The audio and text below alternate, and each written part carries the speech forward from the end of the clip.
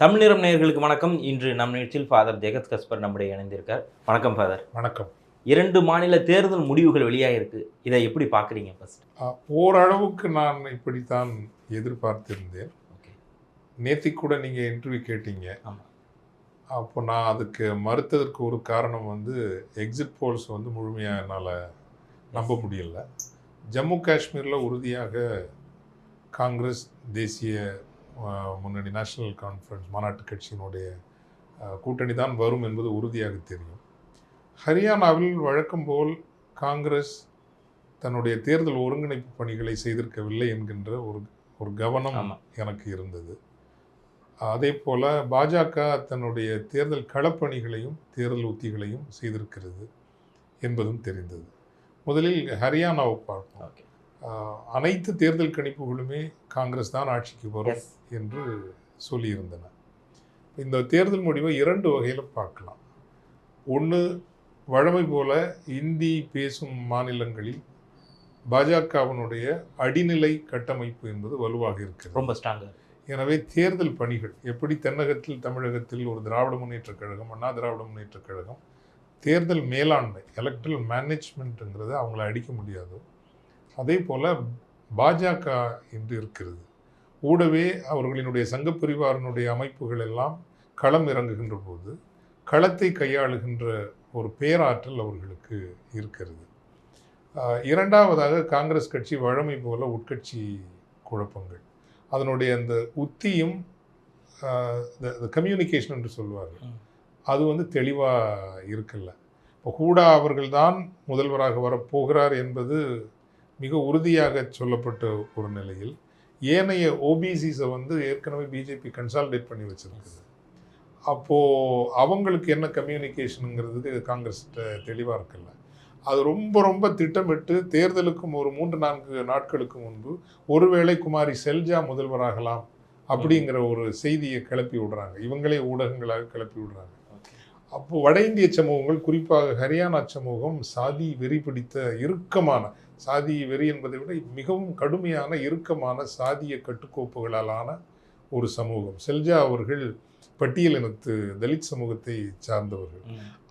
அந்த ஒரு ஒரு சட்டிலான பரப்புரை என்பது ஏனைய ஜாட் மற்றும் ஓபிசிக்களையும் ஓரளவுக்கு பாஜக பக்கம் செல்வதற்கு வழிவகுத்தது.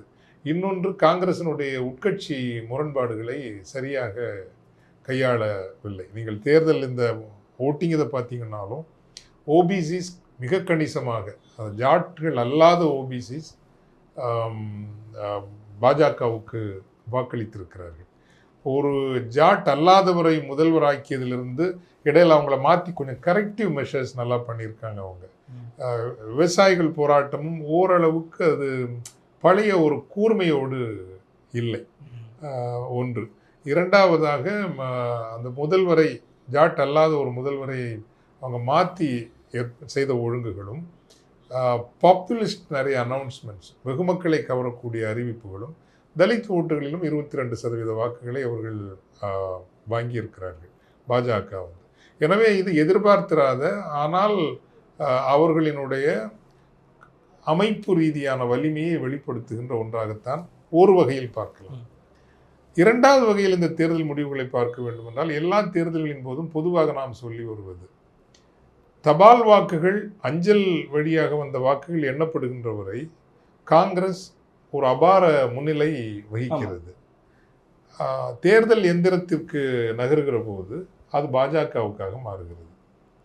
இப்போது பாஜகவினுடைய அனுதாபிகளும் இவர்கள் என்ன சொல்லுவாங்கன்னா, நீங்கள் வென்றால் மட்டும் தேர்தல் வாக்கு இயந்திரம் சரியாக இருக்கிறது, இல்லை என்றால் அது சரியில்லை என்று சொல்வீர்கள் என்பதாக குற்றச்சாட்டு வைப்பார்கள். ஆனால் இதில் உண்மை என்னவென்றால், த பவர் டு சூஸ், ஒரு வாக்கு இயந்திரத்தில் நீங்கள் மோசடி செய்ய வேண்டுமா வேண்டாமா என்கின்ற முடிவு உங்கள் கையில் இருக்கிறது, அது எங்கள் கையில் இல்லை, எங்களுக்கு தெரியாது. அதனால் தான் வாக்கு இயந்திரமே வேண்டாம் என்று சொல்கின்றோம். இதில் தேர்தல் ஆணையம் என்பது பாஜகவினுடைய இன்னொரு அலுவலகம். அது இந்தியாவினுடைய அரசியல் சட்டத்திற்கு உட்பட்டும் கட்டுப்பட்டும் நடுநிலையோடு நடக்கின்ற ஒரு அமைப்பாக இன்று இல்லை. அப்படி பார்க்கிற போது நீங்கள் you have the power to choose. இப்போ நான் மீண்டும் மீண்டும் வாதிட்டு வருவது, தேர்தல் எந்திரத்தை பயன்படுத்தி முழுமையான மோசடி நடக்கிறது என்று நான் சொல்லவே மாட்டேன். இப்போ 90 தொகுதிகள் இருக்கின்றன என்றால் 90 தொகுதிகளிலும் மோசடி நடக்கிறது என்று நான் சொல்லவே மாட்டேன். ஆனால் எந்த தொகுதிகளில், எத்தனை தொகுதிகளில் எப்படி நீங்கள் மோசடி செய்ய வேண்டும் என்பதை தொழில்நுட்ப ரீதியாக செய்கின்ற அந்த தெரிவு இருக்கிறது அல்லவா, சாய்ஸ், அது உங்களுக்கு இருக்கிறது. அது செய்ய முடியாதுன்னு இன்னைக்கு சொல்லவே முடியாது. நீங்கள் இஸ்ரேலி தொழில்நுட்பத்தை பாருங்களேன், ஒரு பேஜருக்குள்ள அத்தனை பேஜர்கள்லையும், அதுவும் குறிப்பாக ஹெஸ்போல்லா பயன்படுத்துவதாக கணிக்கப்படுகின்ற அந்த பேஜருக்குள்ள அவ்வளவு சென்சிட்டிவாக நீங்கள் வெடிபொருட்களையும் புகுத்தி அதை எப்படி நீங்கள் இயக்குவது என்கின்ற தொழில்நுட்பத்தையும் புகுத்தி கொண்டு வந்து சேர்க்க முடியுதுன்னா, ஒரு ஒரு ஒரு வாக்கு இயந்திரத்தை நீங்கள் ஊடுருவ முடியாது, அதை நீங்கள் மேனிப்புலேட் பண்ண முடியாதுங்கிறதுக்கு என்ன உத்தரவாதம் இருக்கிறது? எனவே இரண்டாவது அணுகுமுறையில் பார்க்கின்ற போது அது எப்படி அஞ்சல் வாக்குகள், தபால் வழியாக வந்த வாக்குகளில் எல்லாம் காங்கிரஸ் மிக முன்னணியில் நிற்கிறது. வாக்கு இயந்திரத்திற்கு மன்னிக்கவும் நகர்கின்ற போது மட்டும் அது பின்னடைவு காண்கிறது என்றால் நாம் வாக்கு இயந்திர முறையை கடுமையாக ஐயப்பட வேண்டி இருக்கிறது. மீண்டும் சொல்கின்றேன், பொதுவான ஒரு மோசடி ஆக இருக்காது. ஆனால் தெரிவு செய்து நீங்கள் ஒரு 20 தொகுதிகளில் மோசடி செய்தால் போதும், ஒரு 10,000 வாக்குகள் நீங்கள் உங்களுக்காக மோசடி செய்தால் போதும், தெளிவாக வேலையை பார்க்கறது. அப்படி செய்வதற்கான வாய்ப்புகளும் இருக்கிறது. காஷ்மீரில் உறுதியாக காங்கிரஸ், இது நேஷனல் கான்ஃபரன்ஸ், தேசிய மாநாட்டு கட்சி தான் வரும் என்று எதிர்பார்த்தது தான். ஏனென்றால் இவங்க இராணுவத்தை வைத்துக்கொண்டு நெடுஞ்சாலைகளை போடுகிறோம், பாலங்களை கட்டுகிறோம், வளர்ச்சி திட்டங்களை அள்ளி கொடுக்கிறோம், மக்களினுடைய மனங்களையும் அடிப்படை உணர்வுகளையும் வென்றெடுக்காமல் பசியோடு கிடப்பார்கள். ஆனால் அந்த சுயமரியாதையை மக்கள் விட்டு கொடுக்க மாட்டார்கள். அது காஷ்மீரியத் என்கின்ற அந்த அடித்தளத்தை, அந்த இதயத்தை நீங்கள் சிதைத்து விட்டீர்கள். அந்த நம்பிக்கையை நீங்கள் வாங்கவே முடியாது. நீங்கள் ஜம்மு காஷ்மீரினுடைய அரசியல் என்பது 10 ஆண்டுகளுக்கு பிறகு நடந்த ஒரு தேர்தல். அதனுடைய அரசியல் அடிப்படைகள் ஏற்கனவே தகர்க்கப்பட்டு, இந்த தேர்தலை நான் ஒரு ஜனநாயகத்தில் இருக்கிற ஒரு ஆக குறைந்தபட்ச வழிமுறை என்று தான் பார்ப்பேனே தவிர, அவர்களுக்கென்று அவர்கள் இந்தியாவோடு இணைய முன்வந்த போது தரப்பட்ட வாக்குறுதிகள், சாலம் கேரண்டிஸ், இறையாண்மை கொண்ட வாக்குறுதிகள் எல்லாம் இவர்களால் தூக்கி வீசப்பட்டு, அந்த மாநிலம் துண்டாடப்பட்டு, ஆர்டிகிள் 370 சிறப்பு உரிமைகள் எல்லாம் பறித்தெடுக்கப்பட்டு, எல்லாம் நிர்மூலமாக்கப்பட்டு நடந்த ஒரு தேர்தல். இந்த தேர்தலில் பங்கெடுக்க முன்வந்ததை நான் பாராட்டத்தான் செய்கிறேன். ஏனென்றால் இது கூட இல்லை என்றால் ஆக குறைந்தபட்ச உரிமைகளை கூட காஷ்மீரத்து மக்கள் இழக்க வேண்டி வரும். எனவே இந்த விளையாட்டில் இருந்து கொண்டு படிப்படியாக எப்படி மீண்டும் அந்த ஆர்டிகிள் 370 எல்லாம் வருகின்ற ஒரு காலத்தை நோக்கி நகர்வது தான் அறிவுபூர்வமான அரசியலாக இருக்கும் என்கின்ற வகையில் தேசிய மாநாட்டு கட்சியினுடைய அணுகுமுறையையும் இந்த கூட்டணி இணைந்து அங்கு செயல்பட்டார்கள். அந்த vibe between Congress and national conference leaders ரொம்ப ரொம்ப நல்ல ஒரு வைப். அதுவும் ஃபரூக் அப்துல்லாவாக இருக்கட்டும், உமர் அப்துல்லாவாக இருக்கட்டும், பிரியங்கா காந்தி போன்ற அவங்களுக்குள்ளே இருக்கிற அந்த ஒரு வைப் அண்டர்ஸ்டாண்டிங் ரொம்ப பெர்ஃபெக்டாக செயல்பட்டது. காஷ்மீரத்து மக்கள் வழக்கம் போல் அஃப்கோர்ஸ் ஜம்முவில் பாஜக வென்றிருக்கிறது. ஏனென்றால் அந்த சமூகம் என்பது இஸ்லாமிய சமூகம் அல்லாத ஒரு சமூகம். காஷ்மீரில் பெரும்பான்மை இஸ்லாமிய சமூகம். அந்த சமூகம் தெளிவாக சொல்லி இருக்கிறது, உங்களினுடைய நெடுஞ்சாலைகளும் உங்களினுடைய மேம்பாலங்களும் உங்களினுடைய அள்ளி தெளிக்கும் நலவாழ்வு திட்டங்களும் அல்ல எங்களுக்கு தேவை. எங்களுக்கு தேவை எங்களினுடைய தேசியம், எங்களினுடைய சுயநிர்ணய உரிமை என்பது எங்களுடைய அடிப்படை தன்மதிப்பு சார்ந்த உரிமைகள் என்பதை அவர்கள் தெளிவாக சொல்லியிருக்கிறார். ஃபாதர், இப்போ நீங்கள் சொல்லியிருந்தீங்க அங்கே காஷ்மீரில் அந்த காங்கிரஸுக்கும் அவங்களுக்கும் இருந்த அந்த ஒரு பாண்ட் இருக்குல்ல, கிரவுண்ட் ஒர்க் வரைக்குமே அது இருக்குது. எந்த இடத்துல இப்போ, ஏன்னா நீங்கள் சொல்லியிருந்தாங்க, நான் அதனால தான் இன்டர்வியூ கொஞ்சம் ரிசல்ட் வரதும் அதுக்காக வெயிட் பண்ணுங்க அப்படின்னு சொல்லியிருந்தீங்க. ஆனால் கருத்து கணிப்பில் இதுக்கு முன்னாடி பார்க்குறப்போ காங்கிரஸ் தான் வரும்னு சொல்லி ஒரு கட்டமைக்கப்பட்ட ஒரு மாயை போல் அது இருந்துச்சு. எந்த இடத்துல காங்கிரஸ் தழுவிட்டாங்க, தங்களோட தோல்விக்கான காரணம் எந்த இடம் நீங்கள் சொல்லுங்க? உட்கட்சி முரண்பாடுகள், தேர்தல் களப்பணிகளை செய்வதற்கு கட்சி ஒரு வலுவாக இல்லாதது. நீங்கள் ஹூடா என்கின்ற ஜாட் அவர்களை தான் முதல்வர் என்று நிறுத்துகின்ற போது ஏனைய சமூகங்களினுடைய முகங்களை முன்னிலைப்படுத்தாதது. ஓரளவுக்கு அஃப்கோர்ஸ் ஆம் ஆத்மி கட்சியினுடைய கோரிக்கைகளும் ஏற்றுக்கொள்ள முடியாதபடி தான் இருந்தது. ஆனால் ஆம் ஆத்மி கட்சி பெருந்தன்மையோடு இந்த தேர்தலில் தங்களை சிறையில் அடைத்து இவ்வளவு சிரமப்படுத்திய பாஜகவுக்கு ஒரு பாடம் கற்றுக் கொடுக்க வேண்டும் என்று தேர்தலிலிருந்து விலகி நின்றிருக்கலாம். ஹரியானாவில் பாஜகவை தோற்கடிப்பதன் மூலம் ஒரு செய்தியை நாட்டுக்கு சொல்லியிருக்க முடியும். அதை ஆம் ஆத்மி செய்யலை.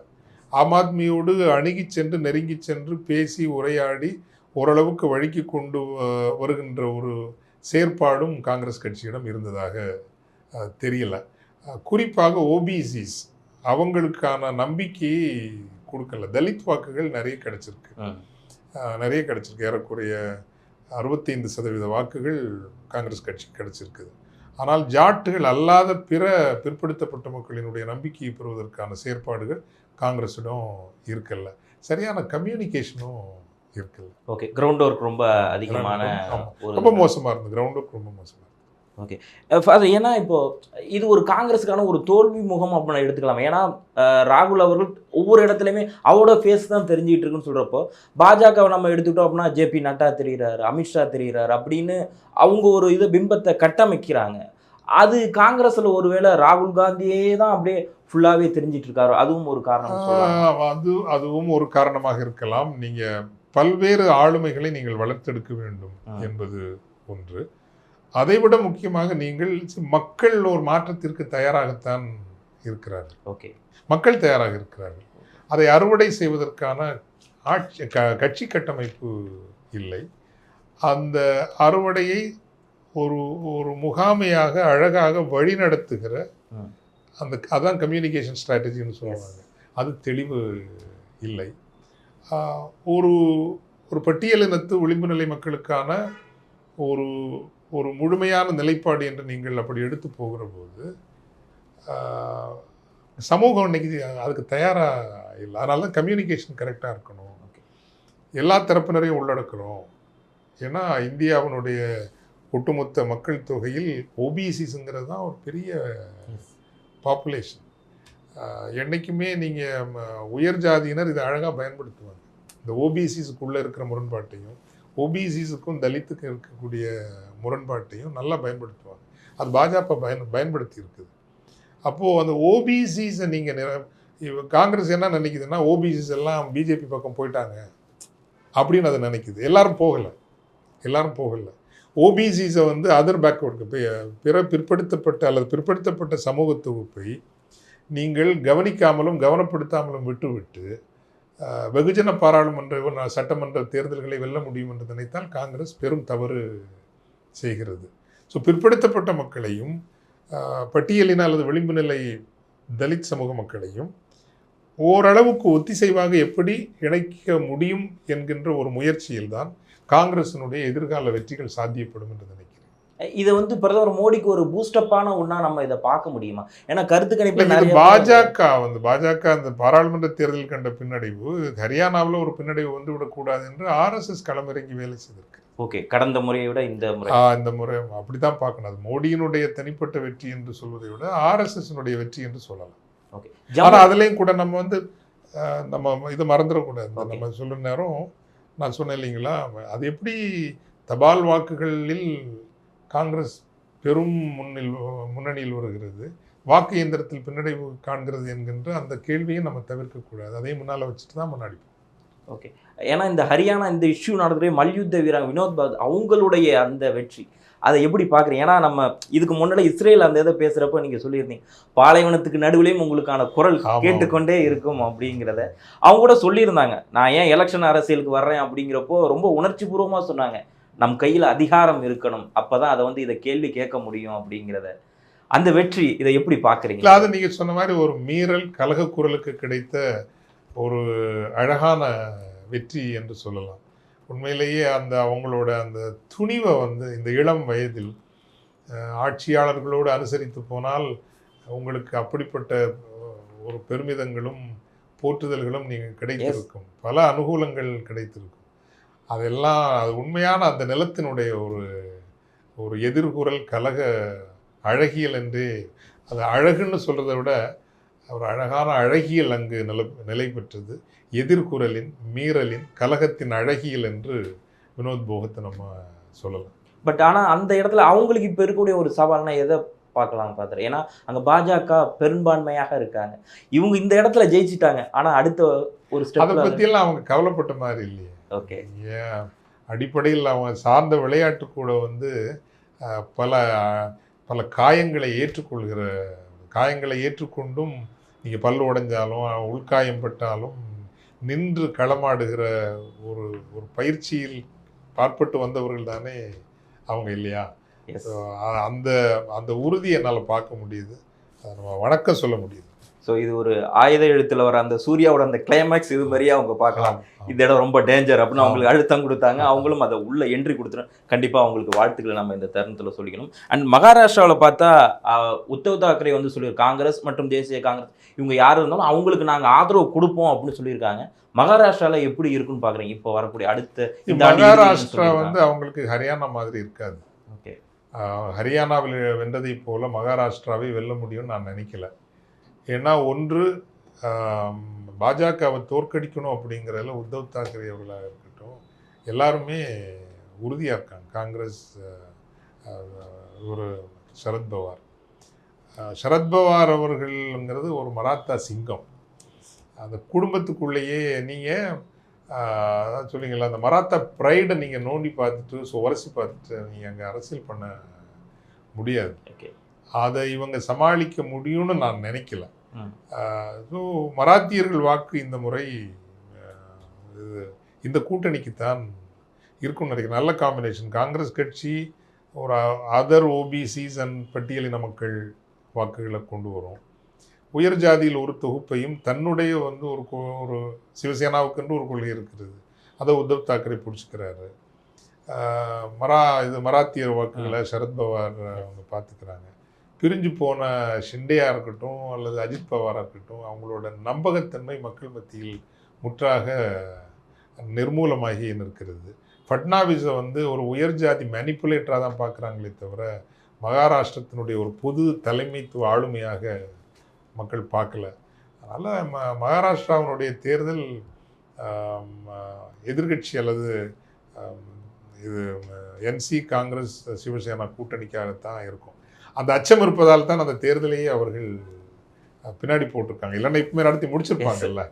அதை என்னென்ன தகுதித்தங்கள்லாம் செய்து தேர்தல் எந்திரத்தில் முழுகள் செய்து எப்படியாவது வெற்றி பெற முடியுமான்னு தான் முயற்சி பண்ணுவாங்க.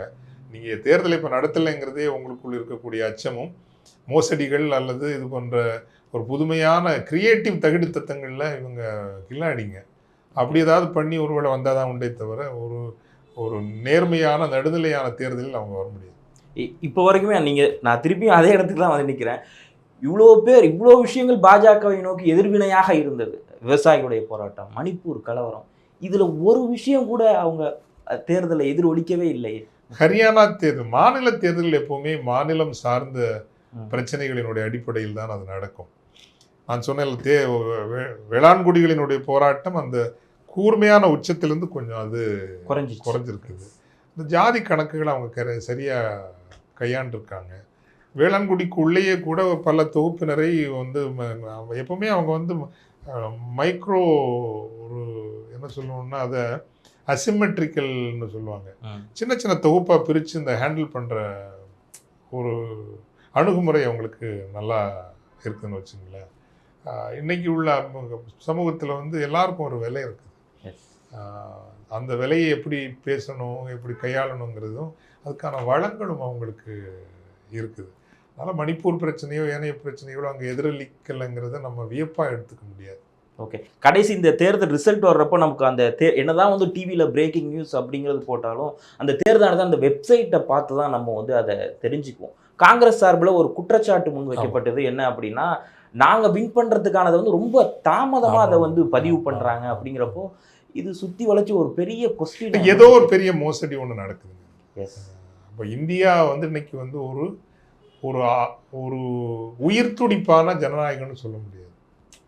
இப்போது நீங்கள் உச்சநீதிமன்றம் எல்லாமே வந்து சில புள்ளிகளில் வந்து உயர் சாதியம் சேர்ந்துக்குது, சில புள்ளிகளில் அது ஏதோ ஜனநாயக காவலர்களாக தன்னை நடத்தி கொள்கிறது.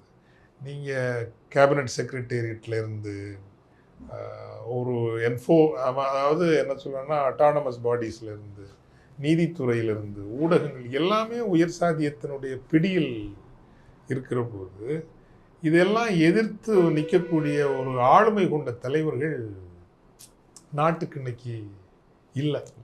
இப்போது அது இருந்தாங்க. அந்த முலாயம் சிங் யாதவனுடைய அந்த முதல் காலகட்டம், லல்லு யாதவனுடைய ஒரு காலகட்டம், கலைஞர் அவர்களினுடைய 1990 வரையான ஒரு காலகட்டம் என்பது அந்த புதுடில்லி சர்வாதிகாரத்தை எதிர்த்து நிற்கக்கூடிய ஆளுமை கொண்ட தலைவர்கள்.